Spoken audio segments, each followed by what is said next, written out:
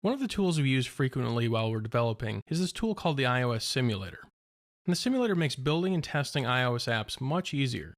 Although you should always dedicate time to performing real device testing, using the simulator can greatly speed your code, build, and run cycle. And we can launch the simulator by going up to the Run menu. I currently have the iPhone 5.1 simulator selected, so I can go to the Run menu and run this. This will bring up the application. But the simulator allows us to test different hardware and OS versions. We can do that by going up to the Hardware menu. So we can select different device types. We have iPhone and iPad, both the Retina and non-Retina versions. We can also select different operating system versions. I currently only have 5.1 installed on my machine, so I'm only seeing one selection, but we can have multiples here. We can also test various gestures within the application, so our basic taps and swipe movements. We can tap and hold to swipe. Also, by holding down the Option key, we can perform basic pinch maneuvers. We can also test out rotations. So under the Hardware menu, we can either rotate left or rotate right. This app isn't currently really set up to handle rotations, but this is especially important when we're testing out iPad applications because the expectation is that that app will always handle rotation events. One of the places where the iOS simulator really excels is in testing low memory conditions. Under the Hardware menu, there's a Simulate Low Memory Warning option. And dealing with low memory events within iOS apps is something you have to do all of the time.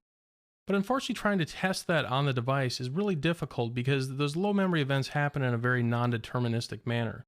So it's not easy to reproduce those on an iOS device. Whereas in the iOS simulator, we simply go up to the Hardware menu and select Simulate Memory Warning. And then we can see what happens with our app when a low memory event occurs.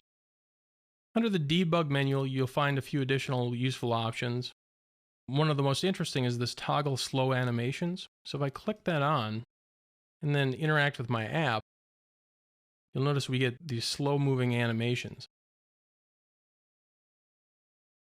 And this can be really nice when you're trying to test out some custom animation, and you can see there's some little glitch in your animation, but at full speed it's really difficult to see.